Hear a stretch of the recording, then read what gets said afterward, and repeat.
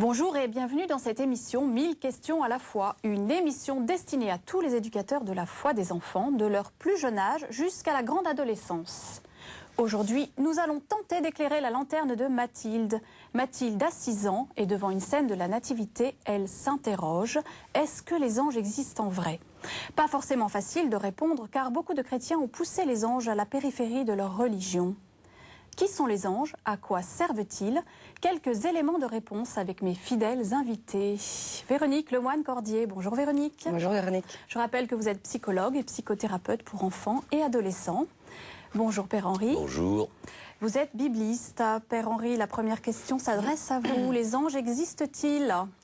Ils existent, on le sait aussi bien par l'Ancien Testament que le Nouveau Testament, dans la prière des chrétiens, notamment la prière liturgique. À la messe, il est souvent question des anges, notamment dans des moments très heureux. Je pense au Gloria, au Sanctus. Oui, voilà, donc les anges sont attestés. C'est une vérité de foi donc. Oui, par les sources de la foi et la pratique chrétienne depuis les temps anciens. D'accord, alors nous allons voir ça dans cette émission. Avant, je vous propose un reportage.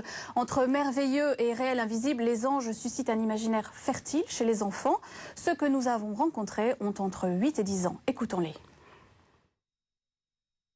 Qui sont les anges? Comment vous les imaginez? Ils sont à une robe blanche comme a dit Nicolas, avec des ailes dorées, très intelligents.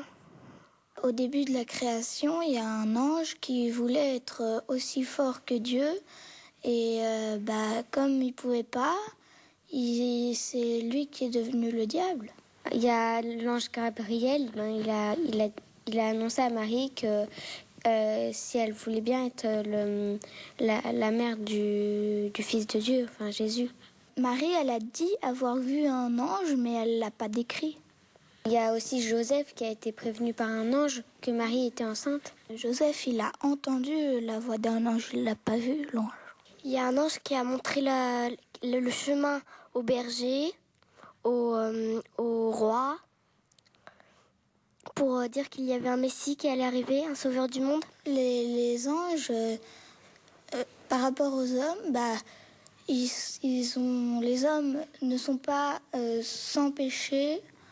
Ils ont plusieurs petits péchés, quelquefois c'est des grands, mais les anges, ils ont presque pas, peut-être pas du tout même. Un humain peut mourir, Jésus ne peut pas mourir et un ange non plus.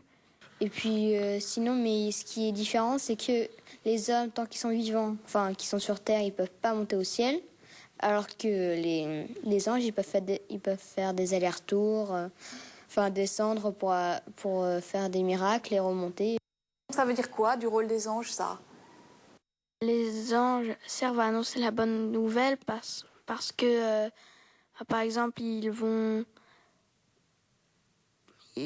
dire à Marie que Jésus a été ressuscité. Les anges, moi je crois qu'ils font qu'ils amènent les morts devant le Père pour qu'il les juge. Moi, je pense que Dieu a créé les anges parce que il voulait avoir un peu comme un président, des porte-paroles. Il les a créés surtout pour les tenir au courant de tout ce qui se passe dans le monde, toutes les choses. Mais je pense que les anges, il y en a pas plein. C'est ça qui m'intrigue. Qu'est-ce qu'un ange gardien? Un ange gardien, c'est quelqu'un qui protège les personnes en empêchant que le diable les ensorcelle. L'ange gardien, je pense que c'est un peu comme les saints, notre saint qui nous garde. Les anges gardiens, ils nous aident à prononcer des mots dans notre prière. Est-ce que vous avez des questions sur les anges? Pourquoi sont-ils invisibles? Comment on a su que les anges existaient? Est-ce que vous savez combien il y a d'anges? Si on a beaucoup ou pas beaucoup? Parce que plein d'anges, ça m'étonnerait, parce qu'un ange, c'est un peu unique. C'est un reportage savoureux de Philippe Mouret. Merci à tous ces enfants pour leur témoignage et leur réaction très spontanée. Père Henri, je vais insister. Comment on sait que les anges existent? Parce que dans l'imagerie religieuse mésopotamienne, d'avant la Bible, les anges étaient déjà présents, mais comme des figures mythologiques. Oui, c'est-à-dire qu'on a des témoins qui nous racontent, y compris dans le Nouveau Testament. Et je ne pense pas simplement au début de l'Évangile, mais je pense par exemple aux Actes des Apôtres, témoignage donc de Saint Luc, et qui donne quand même les colonnes de l'Église, les deux grands témoins, enfin Pierre et Paul, qui découvrent au fur et à mesure leur mission grâce à des messages d'anges, parce que c'est tellement incroyable, c'est tellement plus grand qu'ils ne l'imaginaient, que pour comprendre, nous, humainement, des idées de Dieu, il faut des étapes, et du coup, il faut des intermédiaires.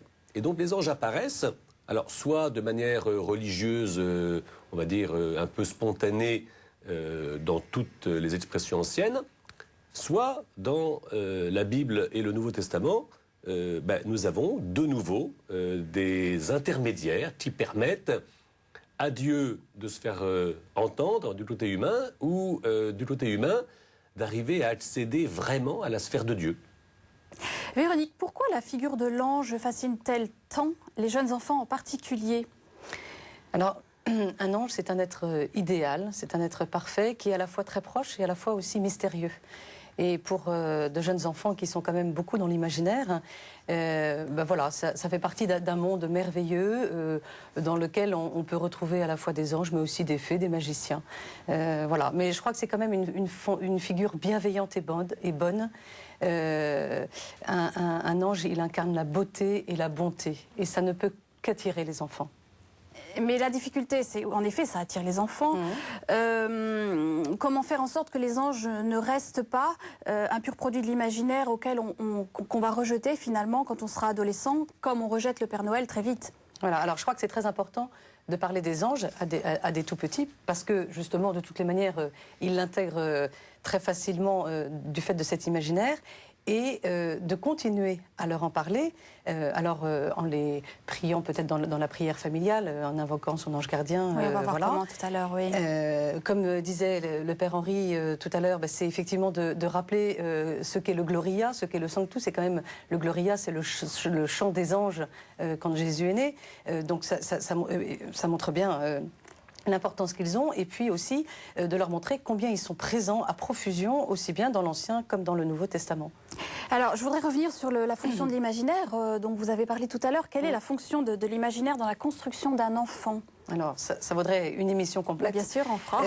Pour faire très, très vite, l'imaginaire, c'est un peu comme une fabrique d'images, de représentations, de visions qu'a un individu pour exprimer sa façon de concevoir sa relation à l'autre et au monde. Oui. Donc vous voyez que c'est très important, parce que c'est ce qui permet en fait à l'enfant d'intégrer des éléments symboliques qui appartiennent au réel, que sont les émotions, la notion du bien, du mal, etc., pour en fait petit à petit rentrer dans ce réel et coller au réel. D'accord, voilà. Donc la finalité est d'appréhender le réel. Absolument. L'imaginaire initie l'enfant à la vie et au réel. Et c'est vrai que c'est important de le quitter, pas complètement, parce qu'il y a aussi toute la création artistique qui en résulte. Mais voilà, c'est en fait vraiment une façon pour l'enfant d'apprivoiser toutes ces notions importantes qui font partie de la réalité. Et alors je vais reposer la question, donc comment on va aider donc un enfant qui a introduit l'ange dans son imaginaire, l'a matérialisé quelque part, parce que je pense qu'il a besoin de visualiser, de concrétiser l'ange. Ouais. Comment l'aider à grandir avec une réalité plus juste de l'ange et de sa fonction? Ouais. Je pense qu'effectivement, au début, un enfant, il est complètement dans cette représentation imaginaire de ce qu'est l'ange et sa beauté. Et voilà. Le fait de pouvoir lui raconter davantage, à partir de la Bible, le rôle des anges, qu'ils ont été pour beaucoup les messagers de Dieu, c'est justement montrer que les anges ont un rôle, une fonction. Il y en a aussi certains qui portent des prénoms. Et c'est comme ça que ça leur permet, je pense, de quitter ce monde merveilleux et être davantage dans cette réalité-là. Donc peut-être ne pas rester, quand ils sont jeunes, leur parler des anges et puis après ne plus en parler? Non, ça fait partie de la catéchèse et de leur en parler tout au long de leur évolution, de leur croissance. Alors justement, maintenant, avec vous, Père Henri, j'aimerais qu'on définisse qui sont les anges précisément. Je vais vous demander de répondre par vrai ou faux aux propositions que nous font les enfants du reportage pour définir ce qu'est un ange. Lorraine propose « Les anges n'ont presque pas de péché ou pas du tout. Les hommes ont plein de petits ou grands péchés. Vrai ou faux, pardon? Eh bien, les anges, soit ils sont dans la sainteté, soit ils sont carrément dans le péché. Ils sont dans l'immédiateté. L'idée du petit péché, pour les hommes, ça veut bien dire que nous sommes mouvants, en progression dans une histoire. Les anges, eux, ils sont fixés. Soit ils sont dans la lumière, soit ils sont dans les ténèbres. Et à quel moment ils sont fixés? Alors, au moment de leur création? Dès le départ, un peu le premier choix. Oui, Ouais. un petit peu comme un enfant, parce que parler des anges, c'est aussi pour mieux parler des hommes. C'est très important. Alors oui, il y a un moment, par exemple, où, et psychologiquement c'est très important, la première fois qu'un enfant va se décider librement, consciemment, à faire du bien ou à faire du mal. Oui. Alors, on voit très bien que le bien choisi, il va falloir continuer. Le mal, s'il a été choisi, il va falloir changer d'attitude. L'ange, il ne peut pas. Mais l'ange, ça veut dire que sa liberté est pleinement éclairée pour qu'il puisse faire ce choix du... Voilà. D'accord. Alors que nous, c'est progressif. Il a une foi indéfectible, finalement, Voilà. on peut dire. Alors, Arthur nous demande, nous propose cette définition. Un ange ne peut pas mourir, Jésus ne peut pas mourir, les hommes meurent. Vrai ou faux? Faux, parce que on voit bien ici que Jésus est un peu à mi-chemin entre Dieu et les hommes, et c'est ça toute la question des anges, comment arriver humainement à avoir une véritable connaissance de Dieu. Alors, les anges, justement, font des allers-retours, comme un enfant l'a bien dit tout à l'heure. Jésus, c'est très différent. Jésus, justement, il s'est fait homme. Il fait partie à la fois du monde de Dieu et vraiment aussi du monde des hommes. Et les hommes peuvent mourir et Jésus est vraiment mort. Les anges appartiennent à une autre identité, ce qui fait qu'eux ne connaissent pas la mort. D'accord, Henri. Une dernière question avant le reportage biblique. Combien y a-t-il d'anges pleins? Ça m'étonnerait, fait remarquer Arthur. Oui, parce que je crois qu'un enfant a du mal à imaginer la totalité du monde. Alors, les anges sont des myriades, comme on dit. Le myriade, ça veut dire des millions, incomptables. Voilà, on ne peut pas les compter, ils sont innombrables. Bon, en tout cas, dans la Bible, les anges sont très présents depuis la Genèse jusque dans les Actes des Apôtres. Impossible de les dénombrer, des myriades. Comment la Bible en parle-t-elle? Je vous propose un reportage avant de parler du rôle des anges.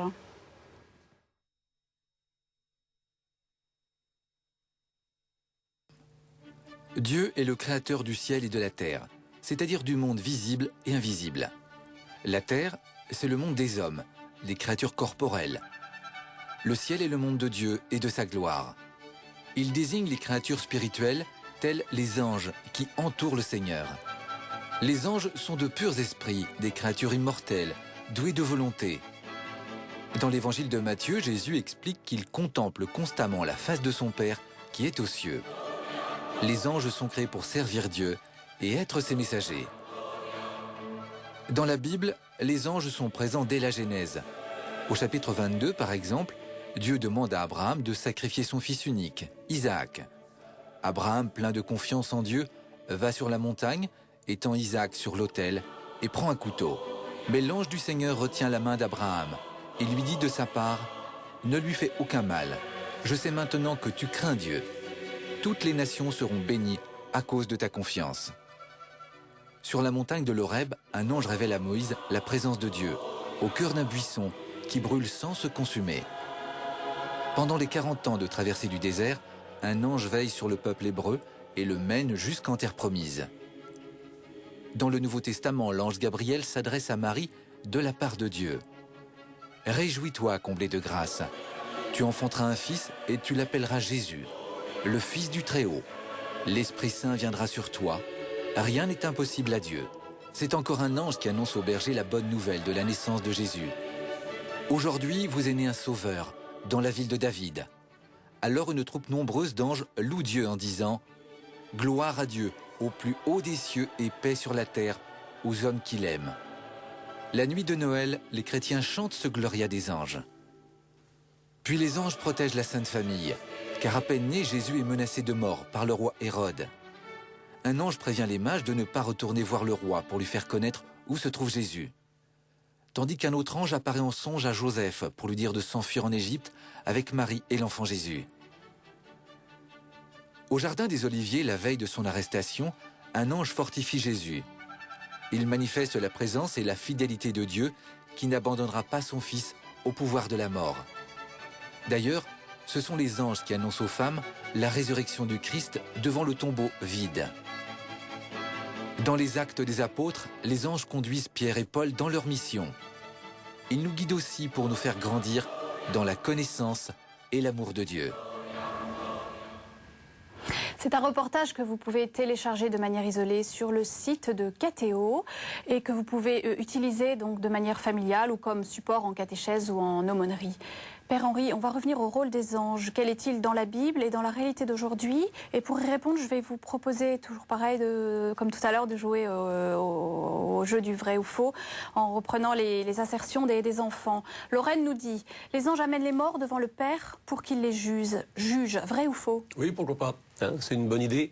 Oui, c'est une idée ou c'est une réalité? On est présenté. Oui. Les anges, c'est utilitaire. Oui, ils sont messagers et ils font des allers et des retours. Oui, c'est une affaire, c'est vraiment, non pas pour faire marcher simplement l'imagination, c'est pour réaliser la vérité de la relation avec Dieu. Alors c'est vrai que comment approcher de Dieu, vivant ou mort, quelqu'un nous conduit. Voilà, quelqu'un nous conduit, c'est un plus sûr. C'est plus vrai.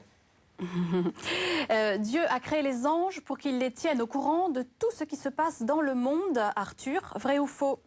Vrai, par exemple, dans le livre de Job, Dieu envoie les anges pour s'intéresser à ce qui se passe, y compris Satan d'ailleurs. Hein. Va voir Job, va voir comment ça se passe. Oui. Là encore, c'est une manière de réaliser combien Dieu s'intéresse vraiment à notre monde. L'idée qu'il y ait ces messagers, très utilitaires, nous fait comprendre que Dieu est vraiment à l'œuvre dans le monde. On ne peut pas imaginer, enfin c'est très difficile d'imaginer comment Dieu uni tout seul s'occupe de tout le monde. Alors une des manières de l'exprimer, c'est justement les anges. Dieu est relation finalement, donc il s'entoure. Oui.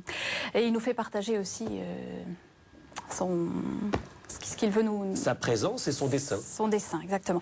Alors, Alice nous dit quelque chose de très beau, je pense que c'est très vrai aussi. Les anges nous aident à prononcer des mots dans notre prière. Oui, alors, ce sont les champions de la prière. Dans le monde céleste, ils louent Dieu. Et du coup, on essaye, nous, de prier un peu à la manière des anges, d'être le plus totalement concentré sur la louange du Seigneur. Dans la liturgie, par exemple dans la liturgie, on nous dit que l'ange vient porter notre offrande sur l'autel céleste. L'idée qu'il y a une correspondance entre le monde de Dieu et notre monde à nous. Et là encore, les anges font les grooms, ils montent et ils descendent pour nous aider à bien communiquer et même à communier avec Dieu. C'est avec les anges qu'on prononce le Sanctus, c'est ça? Oui, le Gloria. Avant, il y avait un geste qui revient un petit peu, c'est l'idée de la clochette. Oui. On sonnait les cloches, et quand est-ce qu'on sonnait les cloches? Au moment où il y a quelque chose d'angélique.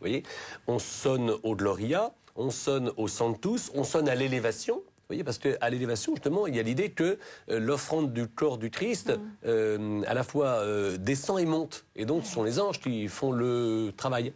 Donc, on sonne la cloche à ce moment-là. C'est pour nous dire, les anges sont en prière. Eh bien, nous nous unissons aux anges pour mieux prier. C'est du compagnonnage. Ça, c'est très précieux. Compagnonnage. On ne prie pas les anges comme une finalité.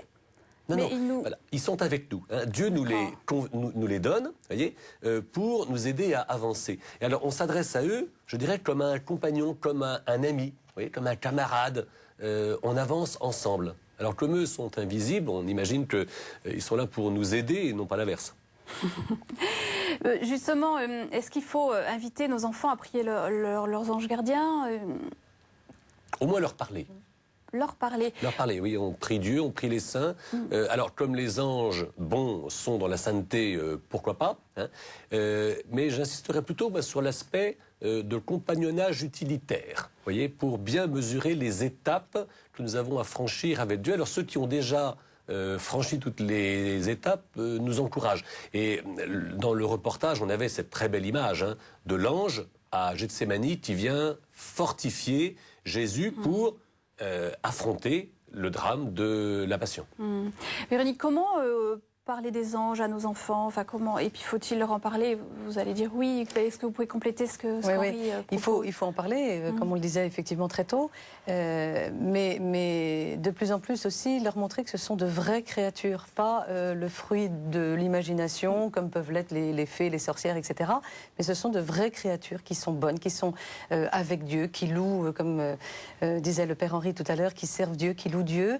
Et je pense que voilà, c'est très important de leur montrer qu'effectivement, on ne les voit pas, ils sont vraiment dans ce monde invisible, mais réel, de vraies créatures. D'accord, et on est à côté de ces anges, vers une même louange à Dieu. Absolument. Hein? Père Henri, par rapport au rôle des anges, Jésus révèle à ses apôtres avant la Pentecôte: quand l'Esprit viendra, il vous conduira vers la vérité tout entière. Donc si le Saint-Esprit nous conduit vers la vérité tout entière, que reste-t-il du rôle et de la place des anges? Parce qu'aujourd'hui, c'est vrai qu'on a tendance à mettre les anges un peu de côté. On se dit, on a l'Esprit Saint. Parce que nous avons une ambition très légitime qui est vraiment de connaître Dieu par une parole divine. Vous voyez, et ça, c'est une bonne chose. Mais on voit bien que nous sommes dans une logique de progression, une logique de croissance, on va dire aussi de perfectionnement. Et ce chemin, il est ardu. Il faut encore, je crois qu'il faut le dire souvent, nous ne sommes pas naturellement en contact ou en communion avec Dieu. D'abord, il faut se convertir, il faut renoncer à des choses, il faut faire des choix. Et à chaque occasion, eh bien, c'est quelque chose de difficile. Et nous avons besoin d'être encouragés, aidés, fortifiés. Et les anges servent à cela. Mais ça n'empêche pas, voyez-vous, enfin, ça ne doit pas empêcher une véritable relation avec Dieu et pour Dieu. Encore une fois, il s'agit de quelque chose de très utilitaire, mais je crois qu'il faut être modeste et en même temps réaliste. Ce chemin est ardu et dans sa providence, Dieu met à notre disposition les anges pour nous aider à avancer. Alors, les anges, enfin, la réalité invisible, souvent on en perçoit les fruits. Là, l'ange, il est vraiment invisible. Comment saisir cette... il est invisible, enfin, mais quelquefois il se donne à voir, si vous voulez. C'est-à-dire que lorsqu'il y a une voix de Dieu, notamment pour des moments nouveaux, je pense à l'Annonciation par exemple, c'est tellement nouveau ce qui arrive à Marie, que Dieu, dans sa providence, vous voyez, parce que Dieu est bon et il nous connaît, va faire que non seulement elle va entendre quelque chose, mais elle va le voir, parce que nous avons besoin des yeux, des oreilles, mais du toucher, du goût, et les sens sont convoqués pour comprendre quelque chose. Vous voyez, nous ne comprenons que parce que les sens nous font fonctionner.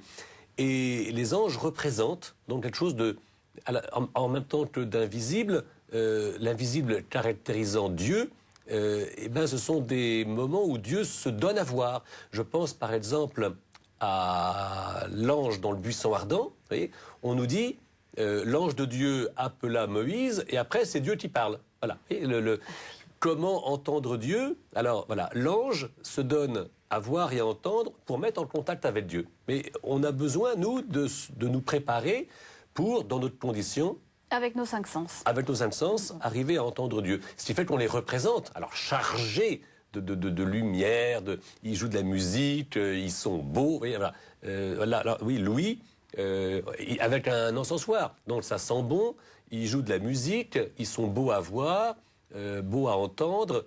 Ce que disait Véronique, voilà, c'est que l'ange représente tout ce qu'il y a de plus beau et parfait. Oui, mais c'est imagé. C'est imagé.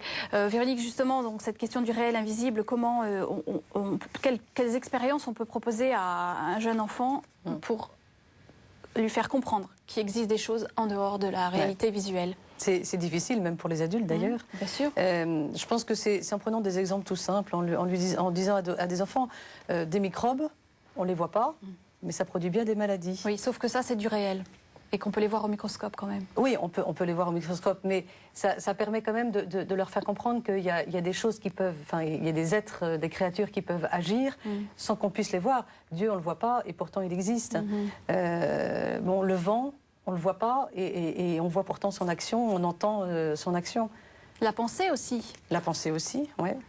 Tout à fait. Justement, une téléspectatrice nous écrivait récemment, et je la remercie pour ce courrier. Elle proposait de faire cette expérience pour aider un enfant à comprendre ce que c'est que ce réel invisible. C'était de dire, est-ce que tu vois ce à quoi je pense? Alors l'enfant évidemment répond, non. Et pourtant je pense bien à quelque chose. Donc c'est réel, mais c'est pas visible. Voilà. Tout à fait. Henri, il y a une fête, c'est quand la fête des anges?